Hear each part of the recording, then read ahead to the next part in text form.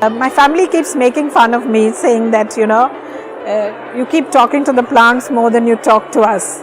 And my daughter revealed as late as, say, a couple of months ago, that when she was young, there was one occasion when she actually went and destroyed a couple of my plants because she was jealous that I was spending more time with the plants and not with her. She must have been all of 3 or 4.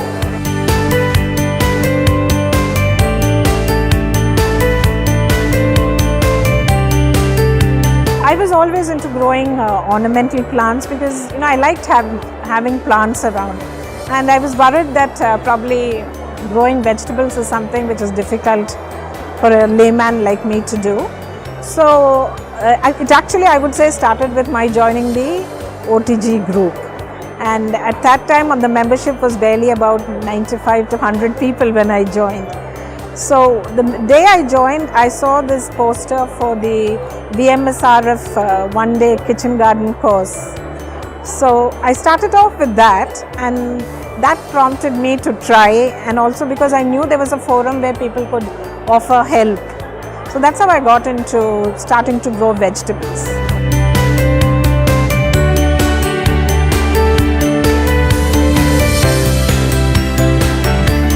I've been trying to grow both the local varieties as well as some of the exotic ones. I grow my tomatoes, chili, all varieties of your cucumber, as in the Malabar cucumber, the pumpkin varieties. I've had muskmelon growing, cowpeas. Then I have all my herbs which you use for your continental cooking: chives, parsley, thyme, varieties of basil. I'm now trying to grow ginger and turmeric, and the curry leaves, lots of varieties of brinjal, and I'm now also trying some varieties of lettuce, pok choy, and cherry tomatoes.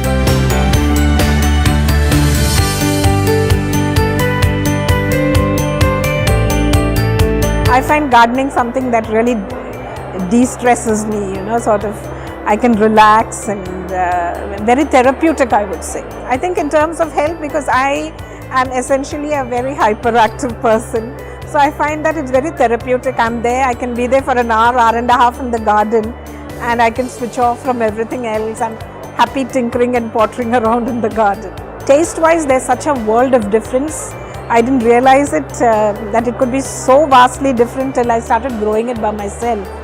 And now even the family is able to identify, if it's a homegrown thing, they'd be like, they're quickly able to make out the difference between what's grown at home and what's bought in the market. The freshness levels, the taste is so different. Mostly in terms of salads and stuff, you're so happy knowing that there's no other chemical in it, and especially because you're having it raw, you're happy that what you're eating is something that has nothing else besides what you have fed it.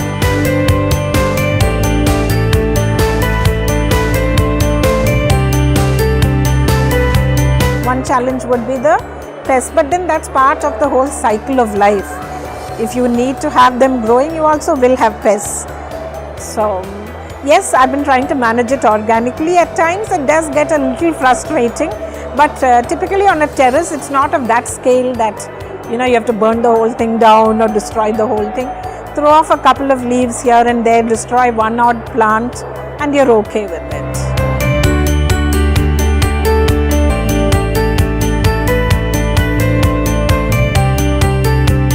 One is awareness levels in terms of identifying plants.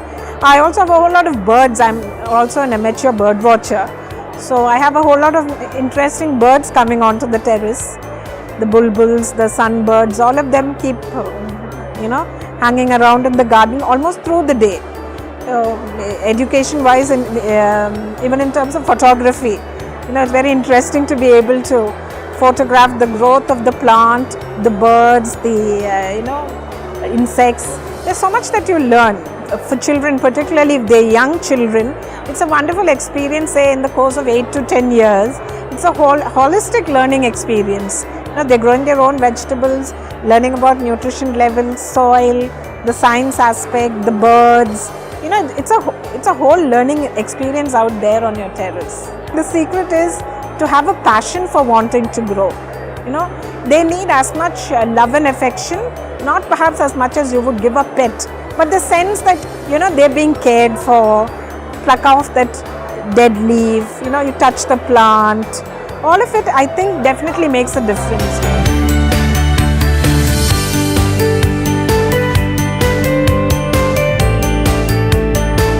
I spend about, say, 45 minutes probably in the morning watering all my plants, and every, say, 3 odd days or 4 odd days, I probably spend another half an hour or 40 minutes more either de-weeding it or planting new saplings or trimming it.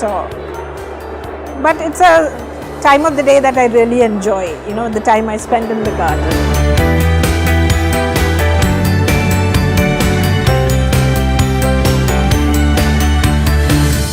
I find that patience is a great virtue when it comes to gardening.